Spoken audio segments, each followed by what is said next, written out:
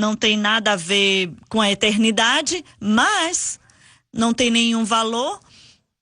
Mas aqui nesse jogo da vida, que se chama vida, viver, que se chama eternidade, todos nós estamos em treinamento, todos nós derrubamos a bola, mas a gente se levanta pela fé, porque Deus nos justifica e nós continuamos. Então é para nós ajudarmos a outra pessoa, falar bem daquela pessoa que derrubou a bola, porque eu posso derrubar a bola também. Eu acho que você falou um tempo atrás, aqui 5 minutos atrás, é um fato em muitos corações e vidas, existe pecado. E eles pensam de alguma maneira que realmente, olha, vindo firme em uma pessoa que foi descoberta, ou seja o que for, que de alguma maneira vai expiar o seu próprio pecado. Eu acho que eles têm isso na mente deles. Sim, eu vou mencionar isso aqui faz muito tempo, foi uma experiência 55 anos atrás como missionários e algumas denominações. O crente carnal, que ainda tem pecado no seu coração sem ser confessado, tem um espírito muito crítico. Eu já percebi aqueles que aceitaram a misericórdia de Deus e foram moldados na presença de Deus, eles não carregam esse espírito crítico. Porque eles reconhecem que Deus, na sua misericórdia, tem me perdoado e tem me perdoado ali na cruz o que Ele fez por mim. Então, como que eu posso ser crítico com outra pessoa? Eu quero que essa pessoa experimente o que eu experimentei. Então, eles não têm um espírito crítico do que aquela pessoa que ainda está carregando um pecado dentro de si. Então você está dizendo que se o técnico tirou aquele jogador, ele ia perder? Sim. Eu imagino hoje quanto que isso se aplica à obra de Deus também. Sim. Aplica para a família, né? E todo membro da família cair, a gente não pode, né, nos julgar. E aqui o versículo está dizendo que algo que alguém fez, nós queremos levá-lo para a pessoa, não vamos nos desqualificar aquela pessoa porque ela errou. Não, a gente tem que dizer, não, você não tem o direito de fazer parte do corpo de Cristo. Não, nós temos que aceitar, nós temos um mundo aí fora que nos odeia, que não nos ama. E então a gente eles estão querendo atacar e nós temos que nos levantar contra isso. Pode ser pequeno ou grande. É o espírito de justificação, né? E tem uma cegueira que na alta justificação da pessoa de ver a si mesmo como uma pessoa boa. Mas olha, denominações inteiras, centenas e milhares e milhões de pessoas.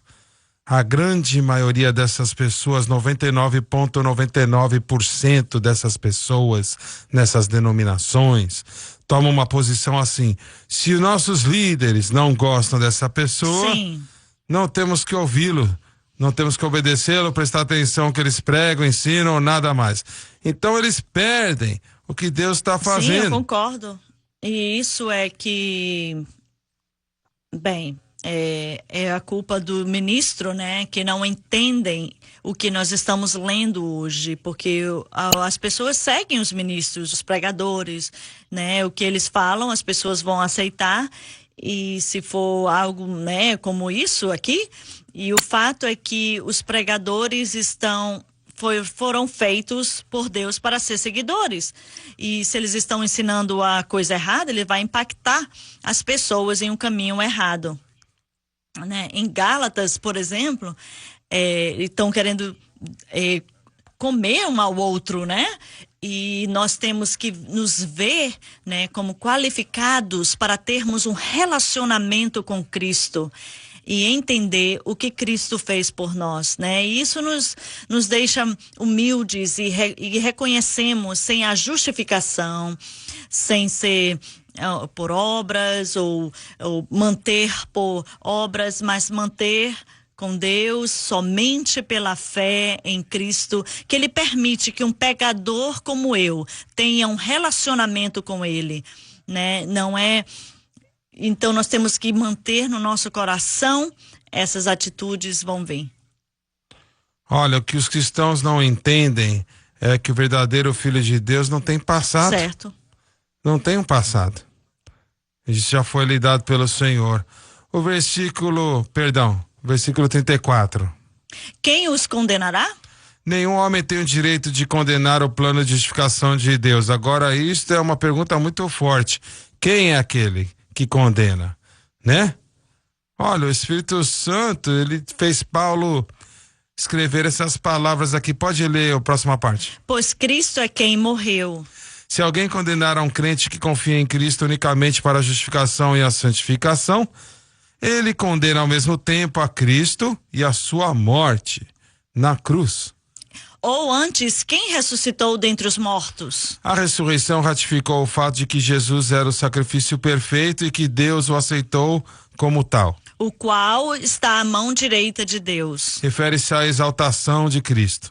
E também intercede por nós. Na mão direita de Deus, demonstrando que seu sacrifício foi aceito, que garante intercessão para nós.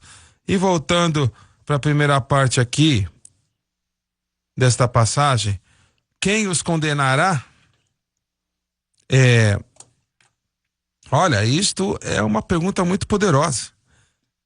Deve fazer a gente temer e tremer para condenar aquilo que Deus purificou. Quem é este? Em outras palavras, a pergunta é assim, para apontar e dizer assim, você não tem direito algum fazer isso. Você está entrando em todo tipo de problemas quando você condena aquela pessoa que Deus justificou. Isso é uma culpa muito forte. Quem é este que pode condenar? Né? Foi Cristo é quem morreu? Pois Cristo é quem morreu por essa pessoa. Cristo morreu por esta pessoa. E se Cristo não nos condena? Bem, então como que nós achamos que temos o direito de condenar outra pessoa? Vamos olhar para uma outra situação aqui em um momento. Existem cristãos que às vezes eles embarcam em um curso de pecado, uma rotina, e não têm desejo de parar, e não estão tentando parar. Todo cristão deve entender que os cristãos são seres humanos, temos esse tesouro em vasos de barro. E um cristão pode sofrer com alguma coisa, tentar obter vitória, e olha, sinceramente, tentar obter vitória e ainda pecar às vezes. Vocês concordam comigo, irmãos? Ah, sim, com certeza. Mas isso não quer dizer que a pessoa, olha o que ele fez de novo, então vamos agora atacá-lo. Não. Olha, você está se colocando numa situação muito perigosa fazendo algo assim. Mas, agora vamos olhar para o outro lado da moeda. Existem alguns cristãos que estão embarcando em uma direção de ações erradas e não têm planos de mudar, né? É o que Paulo fala aqui sobre o homem em 1 Coríntios, né? Se ele vai viver com a sua sogra, que era uma grande abominação, vamos ter que então tirar ele da nossa comunhão. Agora, se ele se arrepender, né, e se conduzir corretamente, agir corretamente, então vamos dar as boas-vindas de volta, certo? Certo. Agora, se vocês têm alguns que eles não querem mudar, não querem sair do pecado, eles querem viver no pecado. Esse tipo de pessoas, Paulo também diz que você não trata eles, não tenta matá-los, você pode tirá-los da comunhão dos santos, você não pode ter comunhão com eles, mas você não mata eles. Oramos por eles para que Deus possa fazer a obra na vida deles e eles voltem, né? Seja o que for. Mas, olha, existem casos que nós temos que expulsá-los da comunhão porque a pessoa não quer parar ao seu pecado, né? Quer viver na sua vida pecaminosa. Não é que eles estão lutando, tentando parar aquilo e ainda estão pecando, mas é um caso que eles querem viver assim. E eles querem continuar no pecado. Então você pode orar por essas pessoas, é o que você deve fazer, mas você não pode ter comunhão com eles, e você nem quer, né? Não vai ter nada bom para você se edificar, em caso assim.